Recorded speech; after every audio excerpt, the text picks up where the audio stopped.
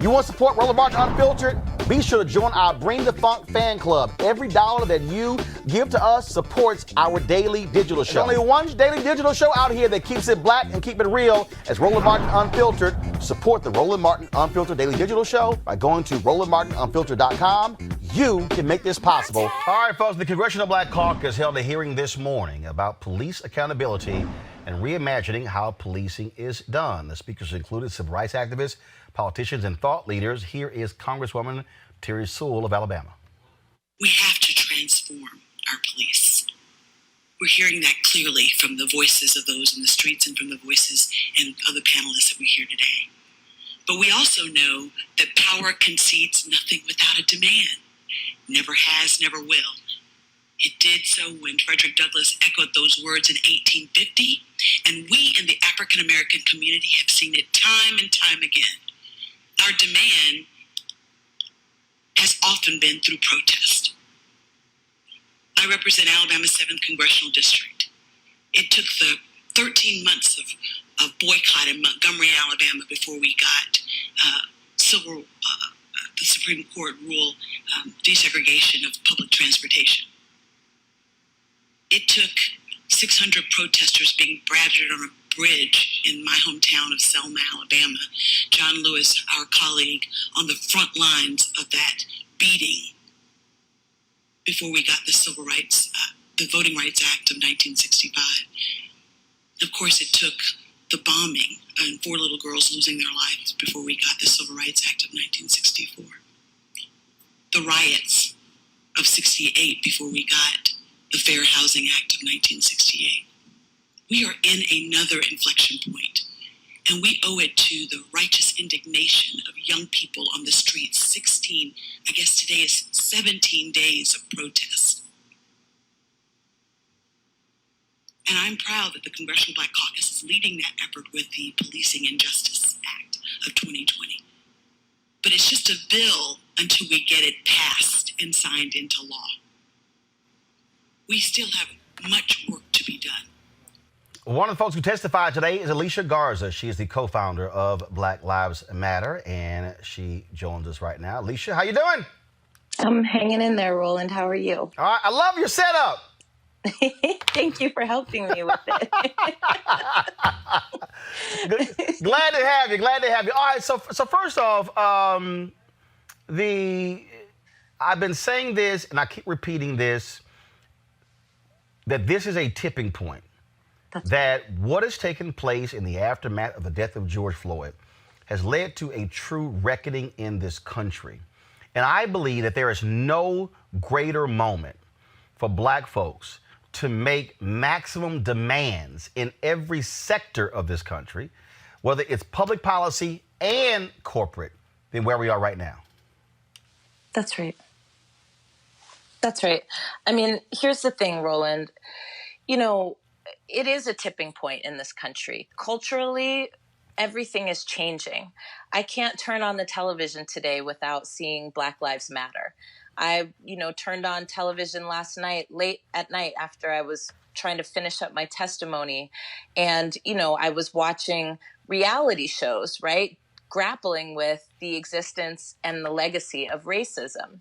And yet we now have an opportunity to translate culture into policy. And that leap is actually a big leap. I can say honestly that it's so important that legislation is being introduced right now to really address not only what's happening with policing in this country, but also to address the systemic disinvestment in Black communities that allows policing to bridge the gaps in the infrastructure that has been intentionally destroyed. And while it's true that there is a lot of alignment, particularly at the CBC, about making sure that we invest in infrastructure, I am concerned that we are not going far enough. I think it's important that part of this legislation is talking about oversight and accountability. And again, we have to not only, as Representative Sewell said, make the bill into law, but we also have to take into account that, this bill gives money for law enforcement to, administer grants and do more oversight and accountability. and it's under Attorney General Barr's Department of Justice. And so if anybody ever thought or would say to you that elections don't matter, I think we have to be very, very clear that elections do matter. And this election is incredibly important. Well, it is already going to be an uphill battle for this bill to pass, not only through the House, but frankly, it's going to be almost impossible to move it through the Senate, given the strength of the police lobby, but also given the fear, I think, of really addressing some of the core issues that are at stake in terms of how policing is used in our communities. Well, yeah, folks, look, Congressman Jim Clyburn, highest-ranking African-American in the House, he gave an interview where he said he absolutely against defunding the police. I commented on social media, Bakari Sellers commented by saying, look, you're getting this wrong. And I think I think part of the problem is that some Democrats are falling into this whole deal that when they hear defund the police, that means get rid of the police. I haven't heard anybody say, well, no, there are some people I've said who said get rid of the police, but the reality is you can't. You can't. Now, when you say defund, I've heard Senator Kamala Harris talk about this here. I've heard others who say, no, it's about how you shift resources, how you deal with mental illness, how you deal with teaching people to de-escalate. So the part of the problem, I think, is also folks who automatically go, oh, no, my God. And then I keep hearing, change the phrase. I keep going, what the hell are you going to change it to? Because the people who criticize it are going to criticize that. That's right. That's right. And listen, I mean, nobody was saying change the phrase when folks were talking about defunding Planned Parenthood, right? We're actually clear about what it means. And when it comes from the other side, what they actually mean is we want to weaken the power of something. And on our side, what we're saying is not only do we want to weaken the stranglehold, right, of the police lobby on our communities, but we also have to have the corresponding investment in our communities. It is clear, Roland, that ever since 1965 in this country, we have task forced, we have blue ribbon commissioned, we have passed a number of reforms that frankly are not making an impact. And that has a lot to do with the way in which the police lobby uses its power and influence and its resources that we continue to give it to spin and provide scare tactics away from accountability and actually towards less and less oversight, less and less transparency, and less accountability for those organizations. Here's what's real. Nobody can be above the law, and police have to be included in that. That is fact. Here's what's also real. Because our opposition understands how successful this movement is, because they understand that the tide is turning in this country, they are working into overtime, trying to scare any ally from pulling back the curtains and saying, none of this is keeping us safe. And they're using old scare tactics from 2016 and frankly from 2013. What I said in front of the Congressional Black Caucus this morning was that we can't message test our way out of this. And frankly, we've been hearing change the slogan since we started Black Lives Matter in 2013. Lots of people wanted us to change it to All Lives Matter because they thought it was going to make people feel more comfortable with it. But thank God we didn't do that. We said what we said and we said what we meant. And we have to be able to have the courage in this moment to say what we mean. What we are saying here is that there is undue influence and power that the police lobbies have on our communities, which are frankly keeping us from solving problems that are good for all of us. We cannot continue to lay this at the feet of law enforcement and expect that they are equipped to deal with it. But on the other hand, we cannot continue to shirk responsibility for addressing the ways in which our budgets are constructed. If we believe that budgets are moral documents, the way that our morals are being presented right now is 100% shameful, especially in the wake of the murders of people like George Floyd, Breonna Taylor, Tony McDade, and so many others who never actually make the news. If we want to curb violence in our communities, we have to actually invest in where the gaps are. And that is what is important for us to understand right now. And we cannot be scared to do it. I'll bring my panel right now. Dr. Greg Carr, Chair, Department of Afro-American Studies, Howard University, Reese Colbert, Black Women's Views, Erica Savage Wilson, host Savage Politics Podcast, to this conversation with Alicia. Greg, look, this is no time for scared Negroes. I was on the phone, and folks have been calling me. I've had people who are entertainment, who are artists, who've been calling and saying, man, you know what? We've got these white jazz artists who've said nothing, but they got all black bands. My response was, I need you to get with your fellow black jazz artists and call their asses out. I had somebody who was on the phone who was saying in media, I said, look, I'm vice president, digital for National Association of Black Journalists, but we're going to need these black people within these media companies, at CNN, at ABC, at NBC, at CBS, to actually say something themselves. Look what just happened with Adidas. Black employees at Adidas spoke up. The next day, Adidas said, we better spend $100 million for organizations, and 1/3 of all future employees are going to be black and Latinx. Okay, and so all of a sudden, so this moment with police reform, folks are going to have to stand up and not try to, well, they might not like this or like that. Damn that. Force them to say no. That's what, Greg, I think Alicia's also saying. No, I agree. And much respect to Sister Garza and those who continue in this new Reconstruction moment.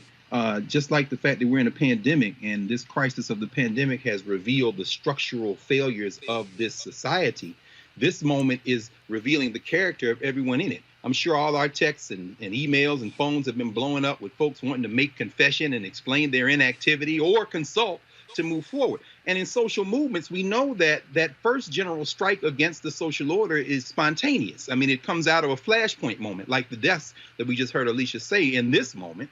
But what ends up happening is shortly thereafter, those groups who have been organizing all along, like the Movement for Black Lives and Black Lives Matter and BYP 100 and so many others, begin to emerge with the to ramp up the pressure that they have been building toward all along, because those are the movement elements out there. And then finally, on the other side, all those other actors now are either emboldened to move forward or have to explain why they're not moving forward, or ultimately get caught up in the flood. What did Tim Scott say today in Politico? He said, you know, I'm not the source. I don't have the ability to get anything done. I'm one person out of 100, but I've been stopped by the police, and they're calling him the conscience of the GOP. Okay, it's your time to step up, man. Why? Because there is no sheltered rear.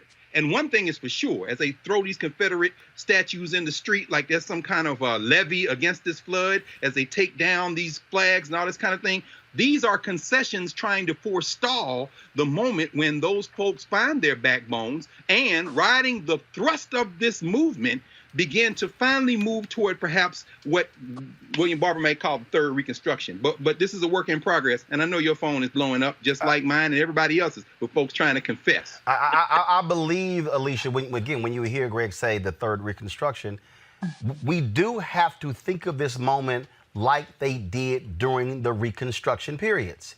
The 13th, 14th, 15th Amendments all happened during Reconstruction. The creation of the Freedmen's Bank was during Reconstruction. And I think as people are sitting here, I mean, first of all, Bob Johnson jumps out there on CNBC. Hey, Bob, do me a favor. Come talk to black media if you're going to put out a reparations plan. But Alicia, he comes out and throws out $14 trillion reparations plan. What you're seeing are folks who, it's a reckoning. And so either you go hard or, frankly, you go home, Alicia. Correct. And frankly, Roland, you know, we've been on the show before talking about the work that we do at the Black Futures Lab. We did the largest survey of Black people in America since Reconstruction. And we did that for the purpose of getting a better understanding of what it is that Black folks want to see in this moment, and what's the vision that we can start to drive toward together in the form of a Black agenda. And frankly, today, in front of the Congressional Black Caucus, I talked about our agenda, and I talked about one of our demands to redirect $20 billion from military and law enforcement spending into community programs and community infrastructure that actually keeps us safe. That's just one of many demands and one of many items on our agenda that we should be pushing in this moment. If we are meeting this moment with conscience and courage, I think you're right. We will come out of this with today's version of the 13th, 14th, and 15th Amendment.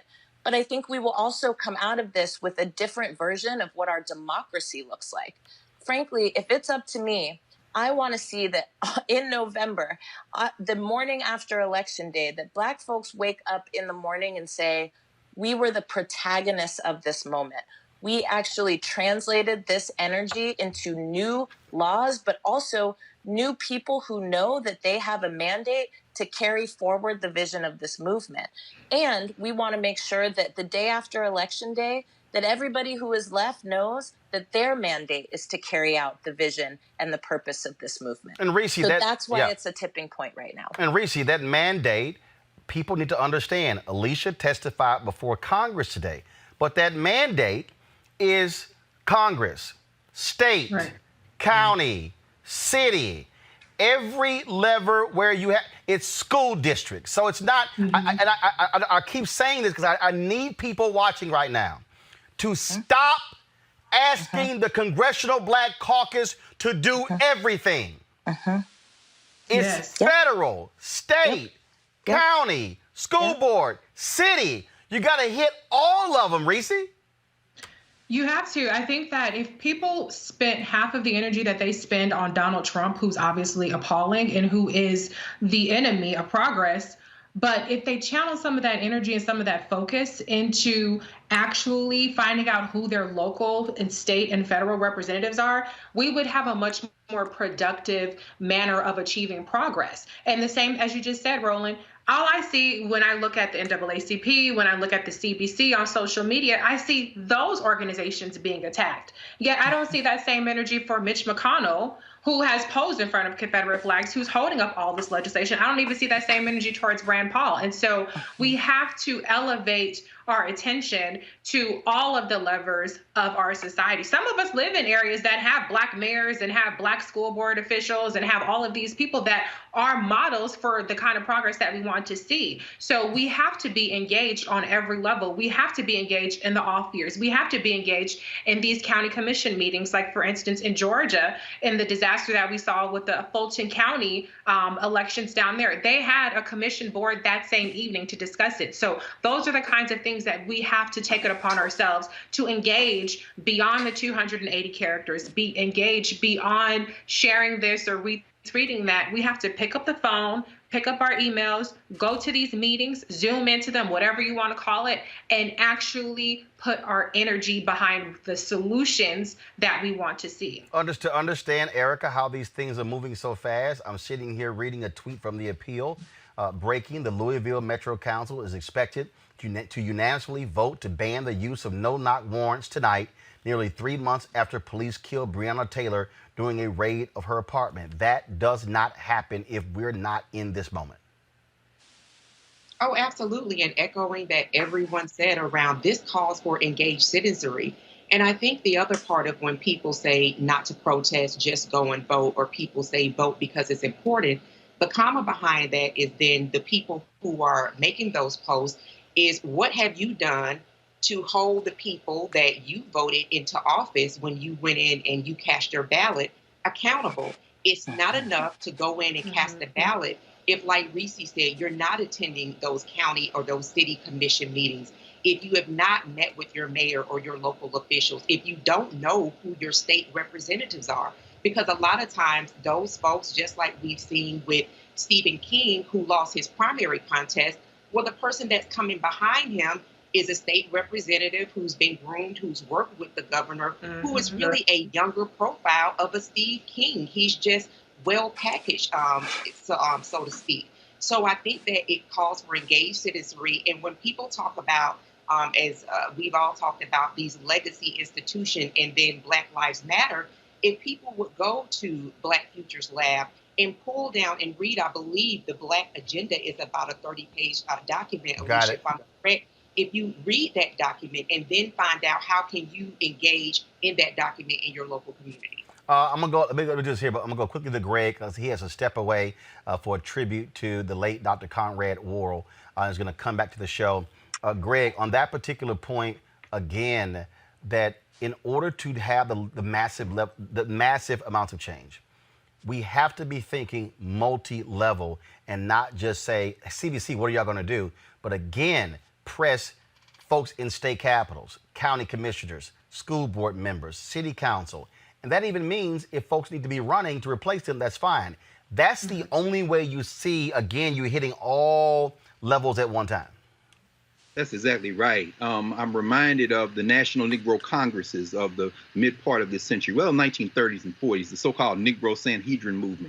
1972 in Gary, where you had black elected officials, but black community organizers, black institutional formations all together under one roof that really synergized what become elected state, local, and federal officials. And now we're in a moment where we see this legacy reemerging and beginning to exert its will again. We've got to have elected officials all across the board. But we've always made progress when we've had a combination of elected officials and representatives with those who are in the literal street organizing.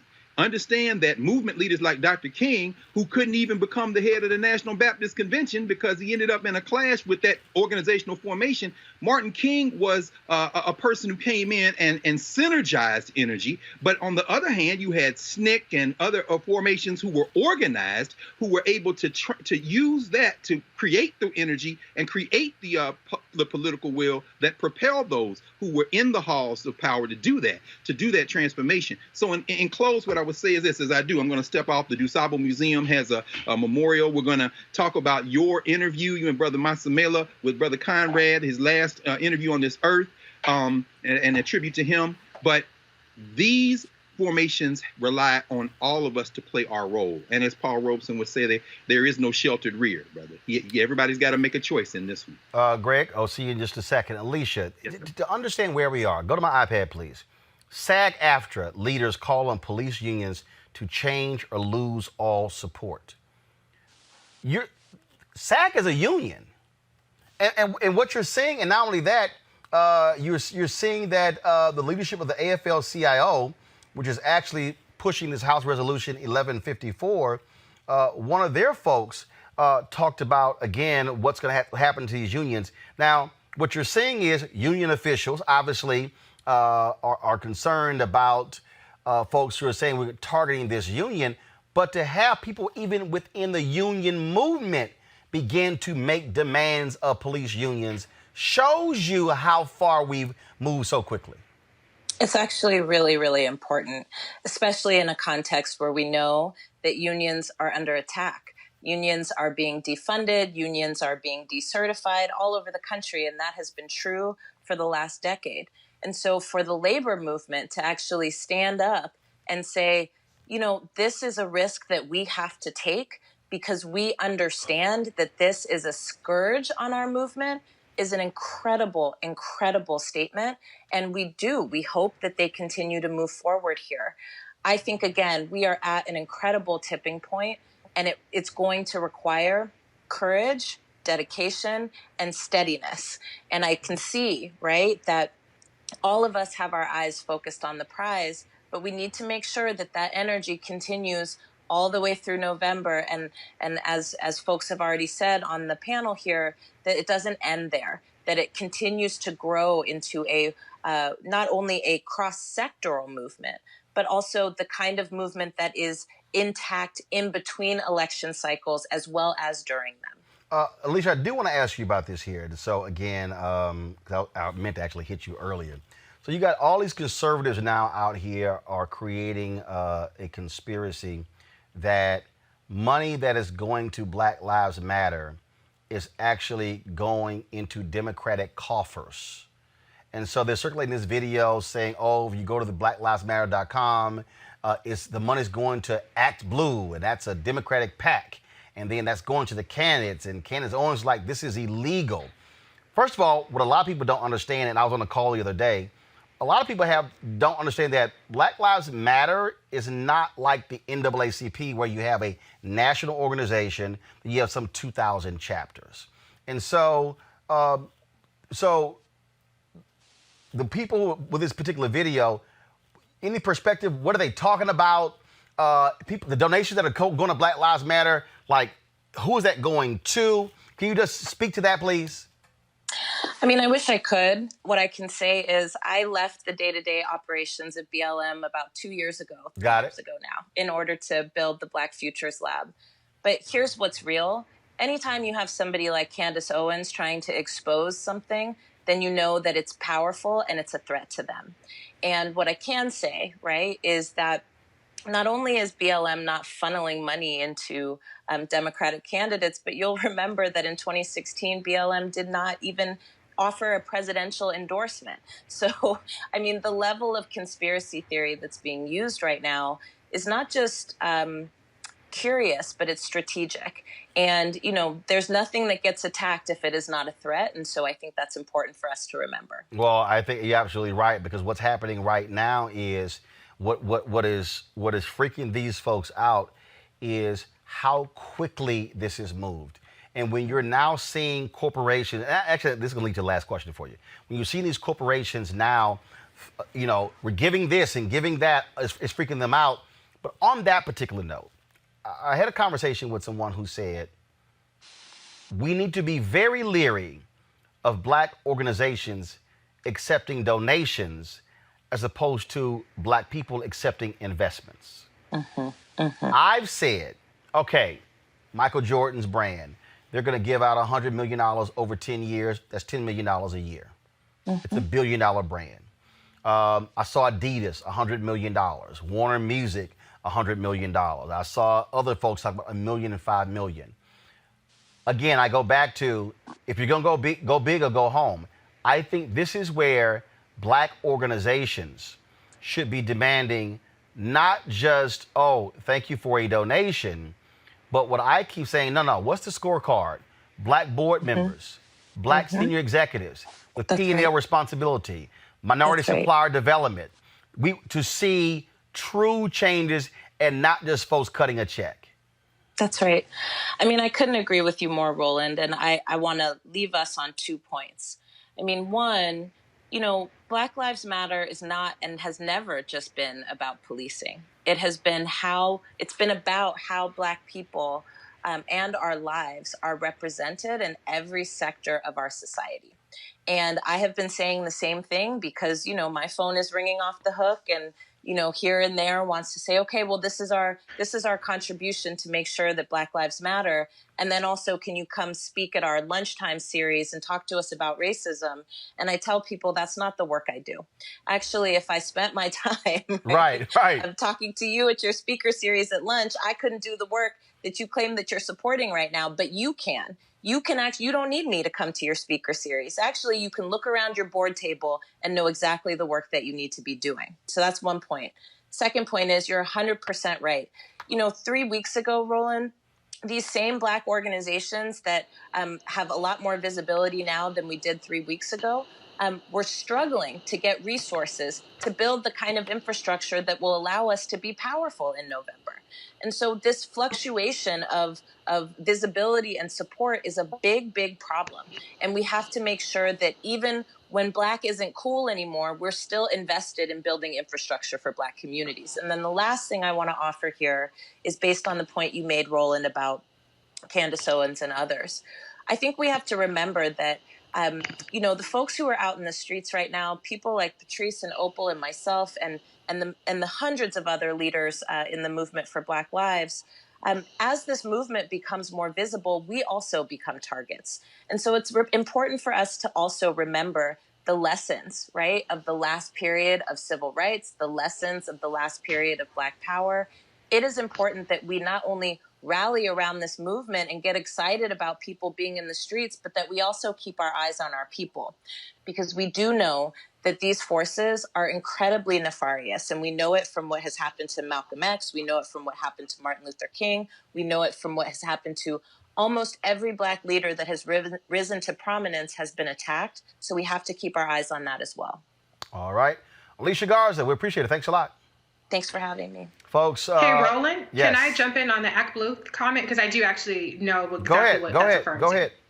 So I think what you're referring to is people, the right and the conspiracy theories are pushing this notion that Act Blue itself is a PAC. That is not true. Act Blue itself is a fundraising apparatus that Democratic candidates and organizations use to fundraise. And so it's completely absurd to say that the name Act Blue means that any contributions that go there are dispersed to all these candidates. Joe Biden raises money through the fundraising apparatus for Act Blue. So I've gone to donate to Black Lives Matter. They use Act Blue as their fundraising apparatus. But that does not mean that when you go to donate to Black Lives Matter, that it goes into this pool and $120 million of it is allocated to this candidate or that candidate. So essentially, so for people who don't, so basically, Act Blue is PayPal. It's exactly. Cash App. It is a. Yes. In fact, somebody actually sent me an email, even asking me, were we on Act Blue with my show? And I said, no, we're not. I said, this is how you can get our show, so we're not. All right, folks, back to our Roland Martin Unfiltered video in just one moment.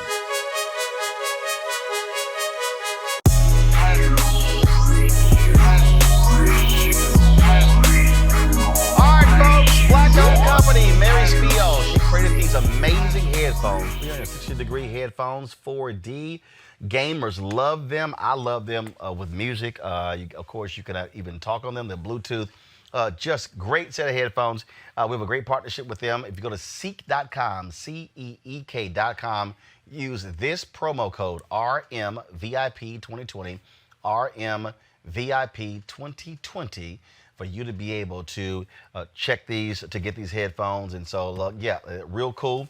They're great. So if y'all going to be out there and you're buying JBL and Bose and the rest of these companies, hey, you might as well support a Black-owned company with these headphones. Ceek.com, Ceek.com. And again, promo code is RMVIP2020, RMVIP2020.